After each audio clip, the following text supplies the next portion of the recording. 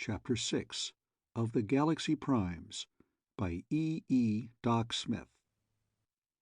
The Galaxy Primes, Chapter 6. Since the tests took much time and were strictly routine in nature, there is no need to go into them in detail. At their conclusion, Garlock said, "First, either Jim alone or Lola alone, or Jim and Lola together, can hit any destination within any galaxy, but can't go from one galaxy to another. Second, either Bell or I, or any combination containing either of us without the other, has no control at all. Third, Bell and I together, or any combination containing both of us, can go intergalactic under control." In spite of confession being supposed to be good for the soul, I don't like to admit that we've put gravel in the gearbox. Do you, Bell? Garlock's smile was both rueful and forced. "You can play that in spades."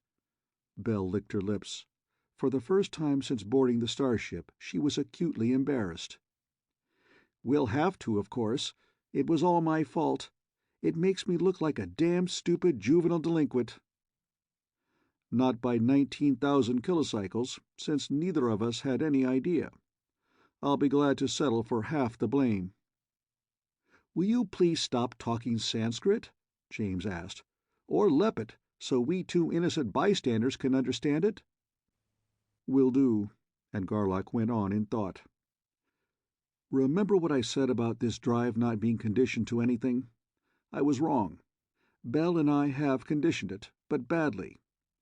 We've been fighting so much that something or other in that mess down there has become conditioned to her, something else to me. My part will play along with anyone except Bell, hers with anybody except me. Anti-conditioning, you might call it. Anyway, they lay back their ears and balk." "Oh, hell," James snorted. "Talk about gobbledygook. You are still saying that conglomeration of copper and silver and steel and insulation that we built ourselves has got intelligence, and I still won't buy it." "By no means. Remember, Jim, that this concept of mechanical teleportation, and that the mind is the only possible controller, are absolutely new. We've got to throw out all previous ideas and start new from scratch. I postulate, as a working hypothesis drawn from original data as modified by these tests, that particular conglomeration of materials generates at least two fields about the properties of which we know nothing at all. That one of those properties is the tendency to become preferentially resonant with one mind and preferentially non-resonant with another. Clear so far?" "As mud. It's a mighty tough blueprint to read." James scowled in thought. "However, it's no harder to swallow than Sanderson's theory of teleportation, or, for that matter, the actual basic coupling between mind and ordinary muscular action. Does that mean we'll have to rebuild 500,000 credits worth of— No, you and Bell can work it together." "I don't know." Garlock paced the floor. "I simply can't see any possible mechanism of coupling." "Subconscious, perhaps?" Bell suggested. "For my money, that whole concept is invalid," Garlock said. "It merely changes 'I don't know' to 'I can't know,' and I don't want any part of that. However, unconscious could be the answer. If so, we may have a lever. Bell, are you willing to bury your hatchet for about 5 minutes? Work with me like a partner ought to?" "I certainly am, Clee. Honestly. Screens down flat, if you say so." "Halfway's enough, I think. You'll know when we get down there." Her mind joined his, and he went on. "Ignore the machines themselves completely. Consider only the fields. Feel around with me. Keep tuned. See if there's anything at all here that we can grab hold of and manipulate. Like an op field, except probably very much finer. I'll be completely damned if I can see how this type of Gunther generator can put out a manipulable field, but it must. That's the only— Ouch!" This last was a yell of pure mental agony. Both hands flew to his head, his face turned white, sweat poured, and he slumped down unconscious. He came to, however, as the other three were stretching him out on a davenport. Bell was mopping his face with a handkerchief. "What happened, Clee?" all three were exclaiming at once. "I found my manipulable field, but a bomb went off in my brain when I straightened it out." He searched his mind anxiously, then smiled. "But no damage done, just the opposite. It opened up a Gunther cell I didn't know I had. Didn't it sock you too, Bell?" "Uh-uh," she said, more than half bitterly. "I must not have one. That makes you a super prime, if I may name a new classification." "Nonsense. Of course you've got it. Unconscious, of course, like me, but without it you couldn't have conditioned the field." "But why? Oh, what bit me was the one condition to me." "Oh, nice!" Bell exclaimed. "Come on, Clee, let's go get mine." "Do you want a bit of knowledge that badly, Bell?" Lola asked. "Besides, wait, he isn't strong enough yet." "Of course he's strong enough. A little knock like that? Want it? I'd give my right leg and almost anything for it. It didn't kill him, so it won't kill me." "There may be an easier way," Garlock said. "I wouldn't wish a jolt like that onto my worst enemy. But that had 200 kilovolts and 400 kilogunts behind it. Since I know now where and what the cell is, I think I can open it up for you without being quite so rough." "Oh, lovely. Come in quick. I'm ready now."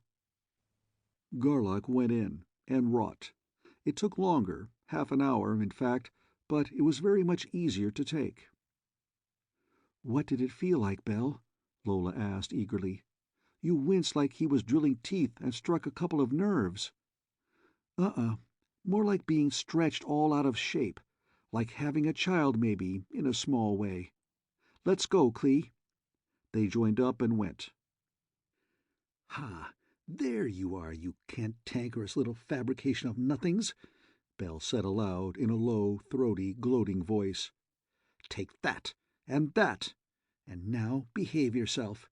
If you don't, Mama spank, but good." Then, breaking connection, "Thanks a million, Clee. You're tall, solid gold. Do you want to run some more tests to see which of us is the intergalactic transporter?" "Not unless you do." "Who, me? I'll be tickled to death not to, just like I'd swallowed an ostrich feather." "Back to Tellus, then?" "Tellus, here we come," Garlock said. "Jim, what are the Tellurian figures for exactly 500 miles up?" "I'll punch 'em. Got 'em in my head." James did so. "Shall Brownie and I set our blocks?" "No," Bell said. "Nothing can interfere with us now." "Ready?" Garlock sat down in the pilot's seat. "Cluster round, chum." Bell leaned against the back of the chair and put both arms around Garlock's neck. "I'm clustered." "The spot we're shooting at is exactly over the exact center of the middle blast pit at Port Gunther. In sync?" "To a skillionth of a willionth of a microphase. I'm exactly on and locked." "Shoot." "Now, you sheet-iron bucket of nuts and bolts, jump!" And Garlock snapped the red switch. Earth lay beneath them. So did Port Gunther. Garlock's huge sigh held much more of relief than of triumph. "They did it! We're home!" Lola shrieked, and breaking into unashamed and unrestrained tears, went into her husband's extended arms. "Cry ahead, sweet. I'd bawl myself if Garlock wasn't looking. Maybe I will anyway," James said. Then, extending his right arm to Garlock and to Bell, "I was scared to death you couldn't make it except by backtracking. Good going, you two primes." But his thoughts said vastly more than his words. Bell's eyes, too, were wet. Garlock's own were not quite dry. "You weren't as sure as you looked, then, that we could do it the hard way," Bell said. "All inside, I was one quivering mass of jelly." "Afterward, you mean. You were solid as Gibraltar when I fired the charge.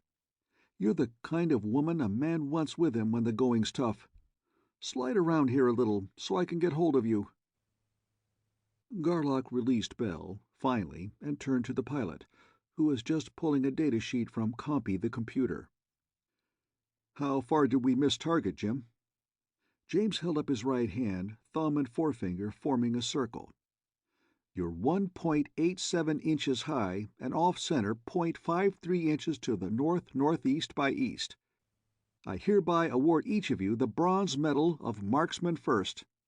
Shall I take her down now, or do you want to check in from here first?" "Neither, I think. What do you think, Bell?" "Right. Not until you know what." "Check. Until we decide whether or not to let them know just yet that we can handle the ship. If we do, how many of our taped reports we turn in and how many we toss down the chute." "I get it," James exclaimed with a spreading grin. "That, my dear people, is something I never expected to live long enough to see, our straight-laced Dr. Garlock applying the bugger factor to a research problem." "I prefer the term Monk's coefficient myself," Garlock said, "from the standpoint of mathematical rigor." "At Polytech we called it Finagle's formula," Bell commented. "The most widely applicable operator known." "Have you three lost your minds?" Lola demanded. "That's nothing to joke about. You wouldn't destroy official reports. All that astronomy and anthropology that nobody ever even dreamed of before. You couldn't. Not possibly." "Each of us knows just as well as you do how much data we have, exactly how new and startling it is, but we've thought ahead farther than you have. None of us likes the idea of destroying it a bit better than you do. We won't either, without your full, unreserved, wholehearted consent, nor without your fixed, ironclad, unshakable determination never to reveal any least bit of it." "That language is far too strong for me.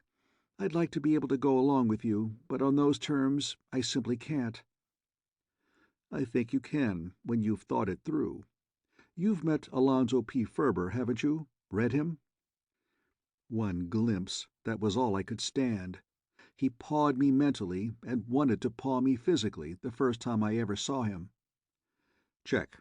So I'm going to ask you two questions, which you may answer as an anthropologist, as Lola Montandon, as Mrs. James the Ninth, as a member of our team, or as any other character you choose to assume. Remembering that Ferber's a Gunther first, and pretends to be an operator whenever he can get away with it, should he, or anyone like him, ever be allowed to visit Hodel? Second question. If there is any possible way for him to get there, can he be made to stay away?" "Oh, Grand Lady Neldine and that perfectly stunning Grand Lady Lemphey they picked out for Jim. They're such nice people. And the Gunther Jeans." As Lola thought on, her expressive face showed a variety of conflicting emotions before it hardened into a decision. "The answer to both questions, the only possible answer, is no. I subscribe, on the exact terms you stipulated. And you don't believe, Clee, that my thesis had anything to do with my holding out at first?" "Certainly I don't. Besides—" "What thesis?" Bell asked. "For my Ph.D. in anthropology. I thought I had it made, but it just went down the chute. And I don't know if any of you realize just how nearly impossible it is to make a really worthwhile original contribution to science in that field." "As I started to tell you, Brownie," Garlock said, "I don't think you've lost a thing. There's a bigger and better one coming up." "What?" "Shh!" Bell stage whispered. "He's got a theory, such a weirdie that he won't talk about it to anybody." "It isn't a theory yet, at least not ripe enough to pick, but it's something more than a hunch," Garlock said. "But what could possibly make as good a thesis as those extragalactic tapes?" Lola wailed. "They would have made my thesis a summer breeze." "More like a hurricane, the hottest thing since doctorate disputations first started," Garlock said. "However, as I started to say twice before, it still will be. Intragalactic tapes will be just as good, In this case, better. Well, possibly, but we haven't any. That is what this conference is about. We can't destroy the stuff we have unless we can replace it with something better. My idea is that we should visit a few, say 50, Tellus-type planets in this galaxy, the ones closest to Tellus. I'm pretty sure they'll be inhabited by Homo sapiens. There's a chance, of course, that they'll be like Hodel and the others we've seen, in which case I don't see how we can keep Gunther genes confined to Earth. However, I'm pretty sure in my own mind that we'll find them all very much like Tellus, Gunther and all. What would you think of that for a thesis, Lola? Oh, wonderful. Okay, now to get back to whether we want to check in or not, I don't like to duck out without letting them know we can handle this heap, after a fashion, that is. They don't need to know we can really handle it, but we've got nothing we can report, and Fatso will blow his stack. Uh-oh. Should have remembered Tellus isn't Hodel. The Tri-Di's setting up. Bell, you take it. She'd give me Fatso because he wants to chew me out, but she won't put him on for you. Cut her throat, but good. Brownie, hide somewhere. Jim, set up for Beta Centauri. Not Alpha, but Beta, and fast. Give her hell, Bell. Garlock sent his last thought from behind a davenport, from which hiding place he could see the Tri-Di screen and both Bell and James, but anyone on the screen could not see him. Miss Foster's likeness appeared upon the screen. Chancellor Ferber's secretary was a big woman, but not fat, middle-aged, gray-haired, wearing consciously the aura and the domineering, overbearing expression of a woman who has great power and an even greater drive to exert her authority. "Why haven't you reported in?" Miss Foster snapped with a glare that was pure frost. "You arrived 13 minutes ago. Such delay is inexcusable. Get Garlock." "Captain Garlock is off watch, asleep. I, Commander Bellamy, am in command." Standing stiffly at attention, Bell paused to exchange glares with the woman across the big desk. If Miss Foster's was frost, Captain Bellamy's was helium ice. "Ready to go, Jim?" Bell flashed the thought. "Half a minute yet." "Any time after I sign off. Pick your own spot." Then aloud into the screen, "I will report to Chancellor Ferber. I will not report to Chancellor Ferber's secretary." "Dr. James!" Miss Foster's voice was neither as cold nor as steady as it had been. "Bring that ship down at once." James made no sign that he had heard the order. Bell stood changelessly stiff. She had not for an instant taken her coldly competent eyes from those of the woman on the ground. Her emotionless, ultra-refrigerated voice went, as ever, directly into the screen. "I trust that this conversation is being recorded?" "It certainly is." "Good. I want it on record that we, the personnel of the starship Pleiades, are not subject to the verbal orders of the Chancellor's secretary. You will now connect me with Chancellor Ferber, please." "The Chancellor is in conference and is not to be disturbed. I have authority to act for him. You will report to me, and do it right now." Foster's voice rose almost to a scream. "That ground has been covered. Since you have taken it upon yourself to exceed your authority to such an extent as to refuse to connect the officer in command of the Pleiades with the Chancellor, I cannot report to him either the reasons why we are not landing at this time or when we expect to return to Tellus. You are advised that we may leave at any instant, just like that." Bell snapped her finger under the imaged nose. "You may inform the Chancellor, or not inform him if you prefer, that our control of the starship Pleiades is something less than perfect. I do not know exactly how many seconds longer we will be here. Commander Bellamy signing off. Over and out." "Commander Bellamy, indeed! Commander, my left foot!" Miss Foster was screaming now in thwarted fury. "You're no more a commander than my lowest office girl is. Just wait till you get down here, you green-haired hussy, you shameless notor—" The set went instantaneously from full volume to zero sound as Jim drove the red button home. "Belle, you honey!" Garlock scrambled out from behind the davenport, seized her around the waist, and swung her, feet high in air, through 4 full circles before he let her down and kissed her vigorously. "You little sweetheart! You're the first living human being ever to really pull Foster's cork." "What a goat-getting!" James applauded. "That will go down in history as the star-spangled act of the century." Belle was, however, unusually diffident. "I stuck my neck out a mile. Worse, Clee's.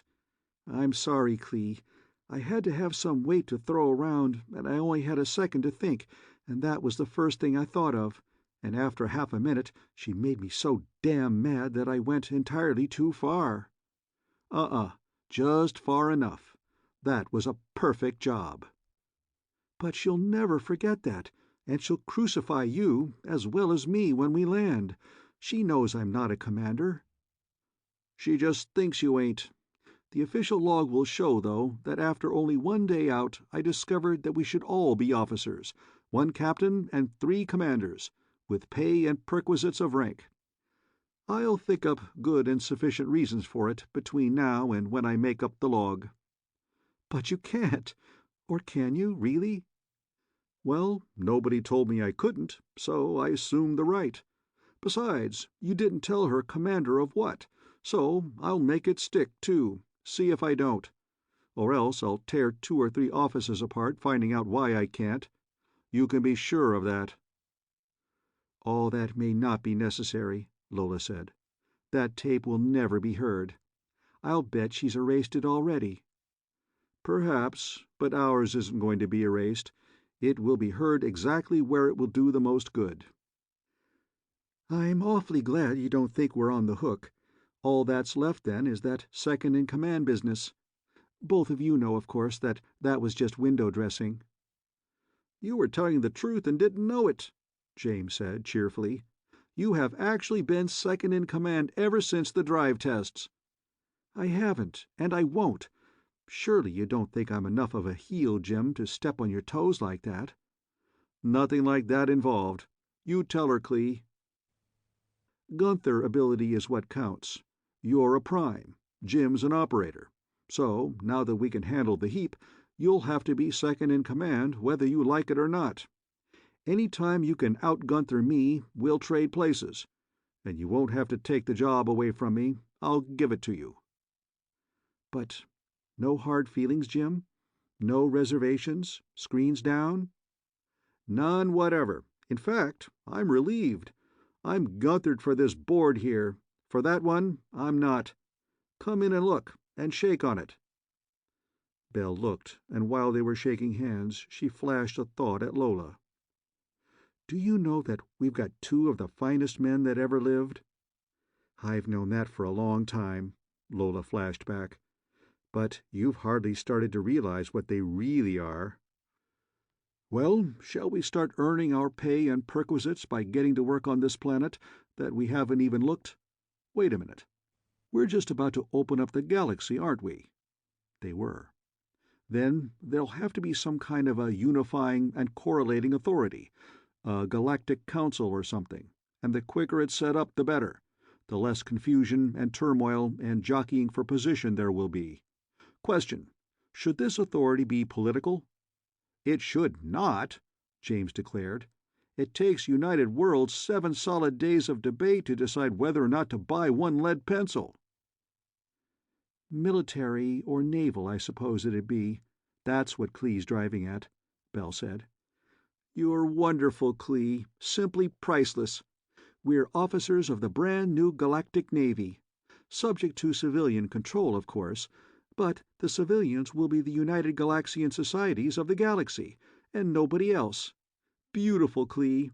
There are 10 operators, Jim, right?" "Check. Brownie and I are here. The other 8 are running the Galaxian Society under Clee, and the whole society eats out of his hand." "I don't know about that, but Belle and I together could swing it, I think."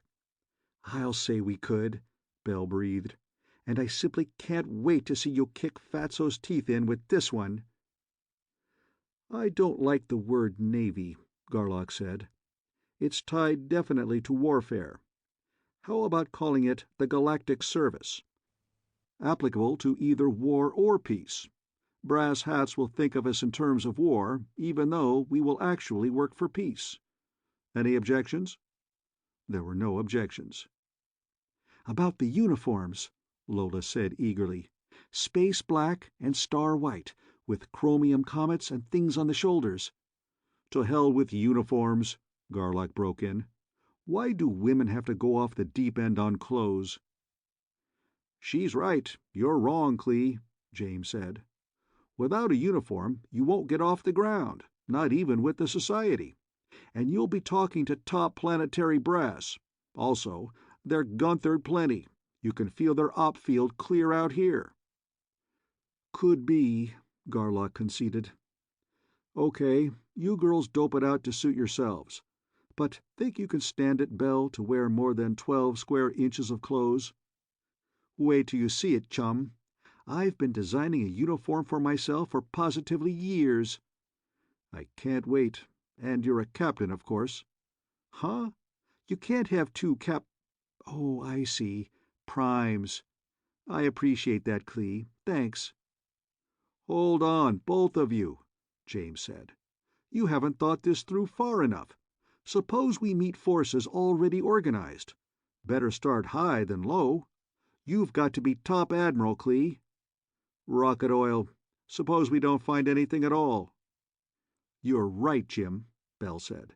"Clee, you talk like a man with a paper nose. It's you who's been yowling for 2 solid years about being ready for anything. We've got to do just that." "Correction accepted. Brief me." "Ranks should be different from those of United Worlds. They should be descriptive, but impressive. Tops could be Galactic Admiral. That's you. Vice Galactic Admiral, me." "Galactic Vice Admiral would be better," Lola said. "Accepted. Those two will make stick come hell or space warps, right?" Garlock did not reply immediately. "Up to either one of 2 points," he agreed finally. "What points?" "War, or being out-Gunther'd. Top Gunther takes top place. Man, woman, bird, beast, fish, or bug-eyed monster." "Oh." Bell was staggered for a moment. "No war, of course. As to the other, I hadn't thought of that." "There are lots of things none of us has thought of, but as amended, I'll buy it." "Then several regional admirals, each with his regional vice-admiral. Then system admirals and vices, and world or planetary, naming the planet, you know, admirals and vices. Let the various Galaxian societies take over from there down. How do you like them potatoes, Buster?" "Nice. The formal address intra-ship will be Mr. and Miss. Jim and Brownie?" They liked it. "Where do we fit in?" James asked. "Pick your own spots," Garlock said. "If we stick to the solar system, we aren't so apt to get bumped by primes. So make me Solar System Admiral and Brownie my vice." "Okay. How long will it take you, Bell, to materialize those uniforms?" 15 seconds longer than it takes the converter to scan us. Lola's color scheme is right, and I've got everything else down to the last curlicue of chrome. Let's go." They went, and came back into the main in uniform. Bell had really done a job. That of the men, while something on the spectacular side, was more or less conventional, with stiff-visored, screened, heavily chromed caps. But the women's! Slippers, overseas caps, shorts and jackets. But what jackets! "Well," Garlock said, after examining the 2 girls speechlessly for a good half-minute. "Doesn't look exactly like a spray-on job, but if you ever take a deep breath, it'll split from here to there. Fly off, leave you naked as a jaybird." "Oh no, the fabric stretches a little. See? Nothing like a sweater, but a similar effect. Perhaps a bit more so." "Quite a bit more so, I'd say. However, since operators and primes are automatically stacked like Tennic towers, I don't suppose your recruits will be unduly perturbed at, or will squawk too much about, overexposure." "Are we finally ready to go down and get to work?" "I am," James said. "How do you want to handle it?" "Run a search pattern. Bell and I will center their op field and check on ops and primes. You two probe at will." Around and around the planet, in brief bursts of completely incomprehensible speed, the huge ship darted. The biggest, solidest, yet most elusive and fantastic flying saucer ever to visit that world. The tremendous oceans and 6 great continents were traversed, the ice caps, the frigid, the temperate, and the torrid zones. Wherever she went, powerful and efficient radar scanned and tracked her. Wherever she went, excitement seethed. "Beta Centauri 5, Garlock reported after a few minutes. "Margonia, they call it. Biggest continent and nation named Nargoda. Capital city, Margon. Margon base on coast nearby. Lots of Gunther firsts. All the real Gunther, though, is clear across the continent. They're building a starship. 14 ops and 2 primes, man and woman. Deggy Delcamp's a big bruiser, with a god-awful lot of stuff. Ugly as hell, though. He's a bossy type." "I'm amazed." James played it straight. "I thought all male primes would be just like you, timorous Timmies." "Huh? Oh." Garlock was taken slightly aback, but went on quickly. "What do you think of your opposite number, Bell?" He whistled a wolf call and made hourglass motions with his hands. "I thought of trading you in on a new model, but Phao Talaho is no bargain either, and nobody's pushover." "Trade, you tomcat!" Bell's nostrils flared. "You know what that bleached blonde tried to do? Hi-hat me!" "I noticed. When we 4 get down to business, face to face, there should be some interesting byproducts." "You chirped it, boss. Primes seem to be such nice people." James rolled his eyes upward and steepled his hands. "If you've got all the dope, no use finishing this search pattern. Go ahead, window dressing. The brass hasn't any idea of what's going on, any more than ours did." The search went on until... "This is it," James reported. "Where? Over Margon base?" "Check. Kick us over there, 10 or 1200 miles up." "On the way, boss. Looks like your theory is about to pick." "It isn't much of a theory yet, just that cultural and evolutionary patterns should be more or less homogeneous within galaxies. Until it can explain why so many out-galaxies are just alike, it doesn't amount to much. By the way, I'm glad you people insisted on organization and rank in uniforms. The brass is going to take a certain amount of convincing. Take over, Brownie. This is your dish." "I was afraid of that." The others watched Lola drive her probe, a diamond-clear, razor-sharp bolt of thought that no Gunther First could possibly either wield or stop, down into the innermost private office of that immense and far-flung base. Through Lola's inner eyes they saw a tall, trim, handsome 50-ish man in a resplendent uniform of purple and gold. They watched her brush aside that officer's hard-held mental block. "I greet you, Supreme Grand Marshal Entlor, highest commander of the armed forces of Nargoda. This is the starship Pleiades of System Sol, planet Tellus. I am Sol System Vice Admiral Lola Montandan. I have with me as guests 3 of my superior officers of the Galactic Service, including the Galactic Admiral himself. We are making a goodwill tour of the Tellus-type planets of this region of space. I request permission to land and information as to your landing conventions. The landing pad, bottom of the Pleiades, is flat, 60 feet wide by 120 feet long. Area loading is approximately 8 tons per square foot. Solid dry ground is perfectly satisfactory. While we land vertically, with little or no shock impact, I prefer not to risk damaging your pavement." They all felt the Marshal's thoughts race. Starship, Tellus, Sol, that insignificant Type G dwarf. Interstellar travel a commonplace. A ship that size and weight, An organized, uniformed, functioning, galaxy-wide navy, and they don't want to damage my pavement. My God!" "Good going, Brownie. Kiss her for me, Jim." Garlock flashed the thought. Entlor, realizing that his every thought was being read, pulled himself together. "I admit that I was shocked, Admiral Montandon. But landing— really, I have nothing to do with landings. They are handled by—" "I realize that, sir. But you realize that no underling could possibly authorize my landing. That is why I always start at the top. Besides, I do not like to waste time on officers of much lower rank than my own, and—" Lola, allowing a strong tinge of good humor to creep into her thought, "the bigger they are, the less apt they are to pass the well-known buck." "You have had experience, I see." The Marshal laughed. He did have a sense of humor. "While landing here is forbidden, top secret, you know, would my refusal mean much to you?" "Having made satisfactory contact, I introduce you to Galactic Admiral Garlock. Take over, sir, please."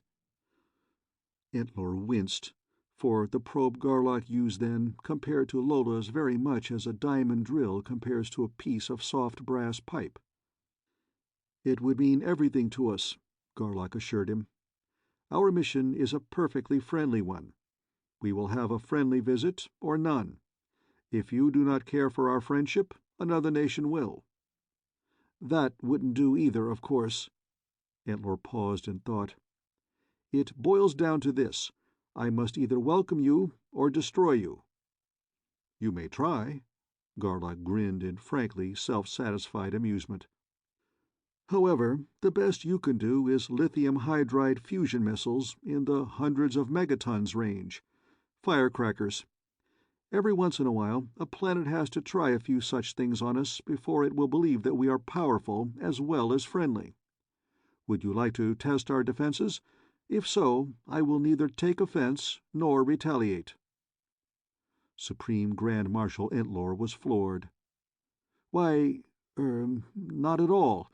I read in your mind—" He broke off to quell an invasion into his own private office. "Damn it, keep still!" All four heard him yell. "I know they ran a search pattern. I know that, too. I know everything about it, I tell you. I'm in full rapport with their Supreme Grand Admiral. There's only the one ship. They're friendly, and I'm inviting them to land here on Margon Base. Give that to the press. Say also that entrance restrictions to Margon Base will not be relaxed at present. Grand Marshal Holson and Kamoff Flournoy stay here and tune in. The rest of you get out and stay out. Throw all reports about any alien vessel or flying saucer or what have you into the wastebasket." "Resume command, please, Miss Montandon," Garlock directed, and withdrew his probe from Entlor's mind. "I thank you, Supreme Grand Marshal Entlor, for your welcome," Lola sent. "I'm sorry that our visits cause so much disturbance, but I suppose it can't be helped. Our Gunther blocks are down. Would you and your two assistants like to teleport out here to us and con us down yourselves?" Lola knew instantly that they could not, and covered deftly for them. "But of course you can't, without knowing a focus spot here in the main. Shall I teleport you aboard?" Kamoff Flournoy's face— she was an attractive, nicely built redhead wearing throat mic, earphone, and recorder— turned so pale that a faint line of freckle stood out across the bridge of her nose. She very evidently wanted to scream a protest, but would not. Both men, strangely enough, were eager to go. Instantly, all three were standing in line on the deep-piled rug of the main, facing the four Tellurians. 7 bodies came rigidly to attention. 7 right hands snapped into 2 varieties of formal salute. Standing thus, each party studied the other for a couple of seconds. There was no doubt at all as to which 2 of the visitors the 2 Nargothian men were studying, but neither of them could quite make up his mind as to which of the black-and-white-clad women to study first or most.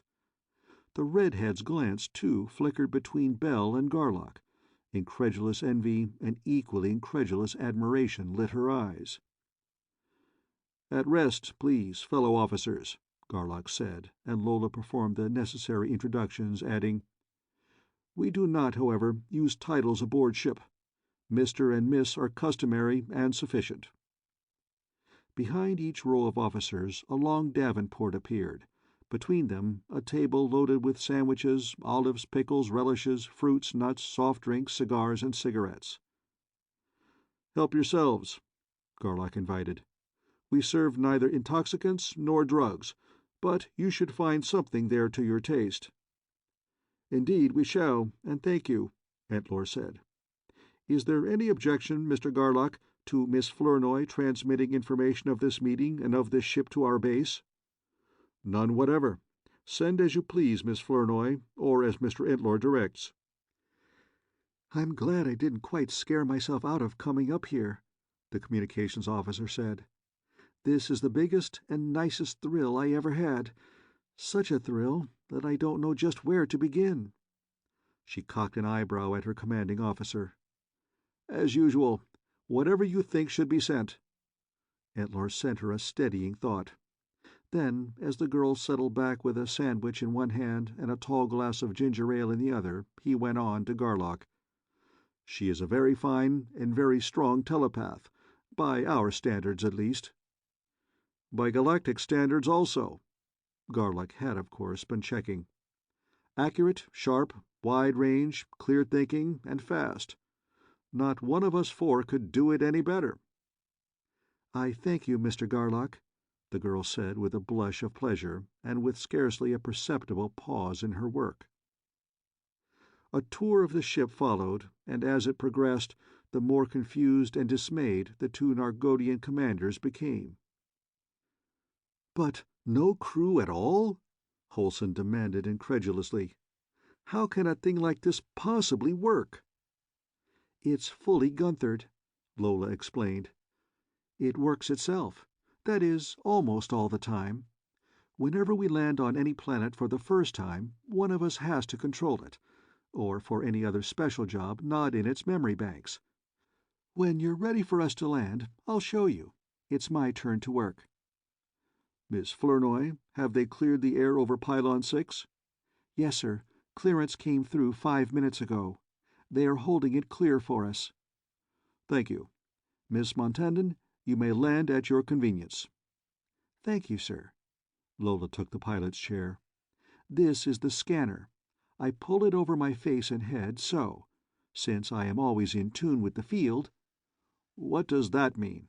Antlor asked, dark foreboding in his mind. "I was afraid of that. You can't feel an operator field. I'm sorry, sir, but that means you can't handle these forces and never will be able to. Certain Gunther areas of your brain are inoperative. On our scale, you're a Gunther first." "On ours, I'm an Esper 10, the highest rating in the world, except for a few theoretical crackpots who— Excuse me, please, I shouldn't have said that, in view of what I see happening here." "No offense taken, sir. Those who developed the Gunther drive were crackpots until they got the first starship out into space. But with this scanner on, I think of where I want to look, and I can see it. I then think the ship a few miles sideways, so, and we are now directly over your Pylon 6. I'm starting down, but I won't go into free fall."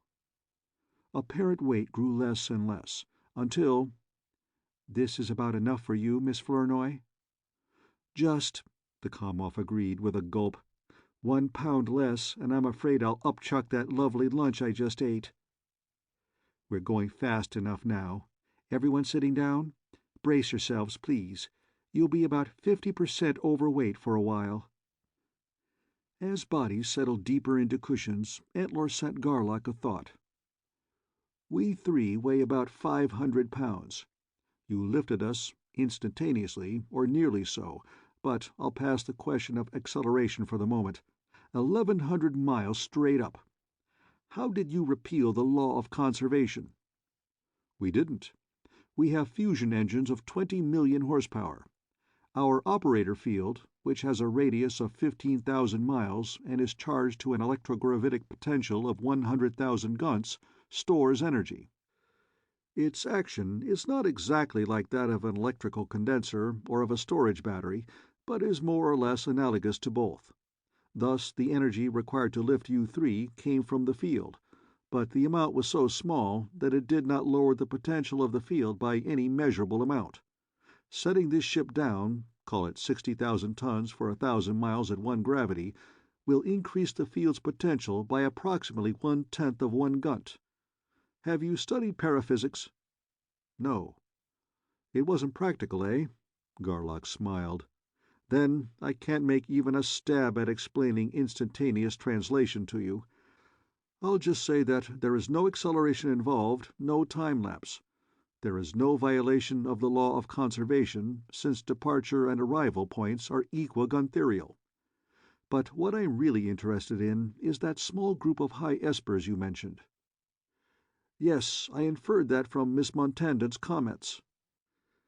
Etlor fell silent, and Garlock watched his somber thoughts picture Margon Base and his nation's capital being attacked and destroyed by a fleet of invincible and invulnerable starships like this Pleiades. "You are wrong, sir," Garlock put in quietly. "The Galactic Service has not had, does not, and will not have anything to do with intraplanetary affairs. We have no connection with, and no responsibility to, any world or any group of worlds. We are an arm of the United Galaxian Societies of the Galaxy. Our function is to control space, to forbid, to prevent, to rectify any interplanetary or interstellar aggression. Above all, to prevent, by means of procedures up to and including total destruction of planets if necessary, any attempt whatever to form any multi-world empire." The three Nargodians gasped as one, as much at the scope of the thing as at the calmly cold certainty of ability carried by the thought. "You are transmitting this precisely, Miss Flournoy?" Etlor asked. "Precisely, sir, including background, fringes, connotations, and implications, just as he is giving it to us." "Let us assume that your Nargodian government decides to conquer all the other nations of your planet Margonia. Assume farther that it succeeds. We will not object. In fact, we will, as a usual thing, not even be informed of it. If then, however, your government decides that one world is not enough for it to rule and prepares to conquer or take aggressive action against any other world, we will be informed and we will step in. First, warning will be given. Second, any and all vessels dispatched on such a mission will be annihilated. Third, if the offense is continued or repeated, trial will be held before the Galactic Council, and any sentence imposed will be carried out." In spite of Garlock's manner and message, both marshals were highly relieved. "You're in plenty of time with us, sir," Etlor said. "We have just sent our first rocket to our nearer moon. That is, unless that group of espers gets their ship off the ground." "How far along are they?" "The ship itself is built, but they are having trouble with their drive. The hull is spherical, and much smaller than this one. It has atomic engines, but no blasts or ion plates, but neither has this one." "Exactly. They may be pretty well along. I'd like to get in touch with them as soon as possible. May I borrow a talker like Miss Flournoy for a few days? You have others, I suppose." "Yes, but I'll let you have her.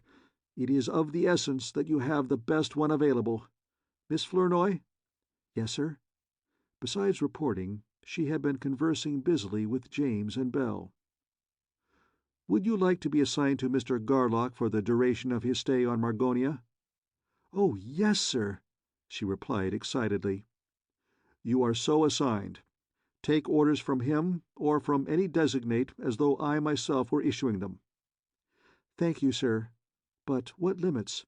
And do I transmit to and or record for you, sir?" "No limit. These 4 Galaxians are hereby granted nationwide top clearance. Transmit as usual whatever is permitted." "Full reporting is not only permitted, but urged," Garlock said. There is nothing secret about our mission." As the Pleiades landed, "If you will give us your focus spot, Mr. Entlor, we can all port to your office and save calling staff cars." "And cause a revolution?" Entlor laughed. "Apparently you haven't been checking outside." "Afraid I haven't. I've been thinking." "Take a look." "I got orders from the cabinet to put guards wherever people absolutely must not go, and open everything else to the public. I hope there are enough guards to keep a lane open for us, but I wouldn't bet on it."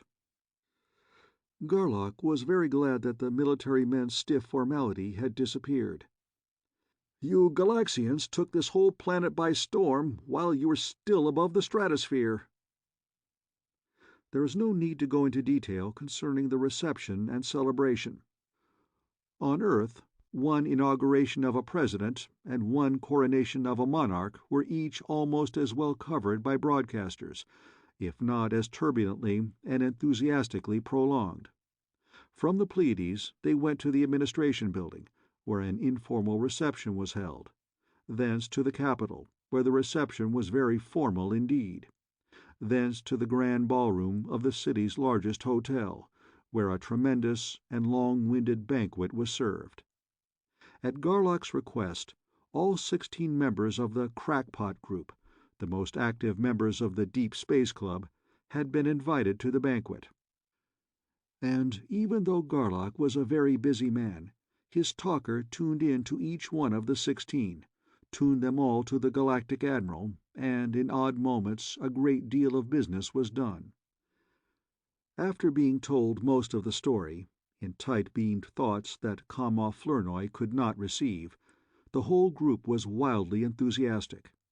They would change the name of their club forthwith to the Galaxian Society of Margonia.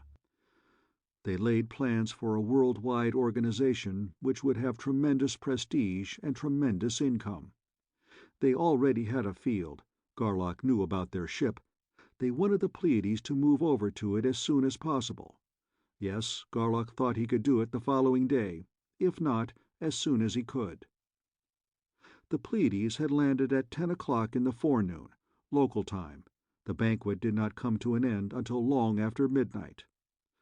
Throughout all this time the 4 Galaxians carried on, without a slip, the act that all this was to them old stuff.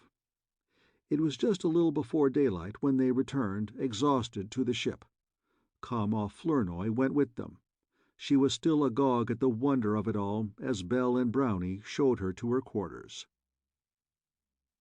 End of Chapter 6.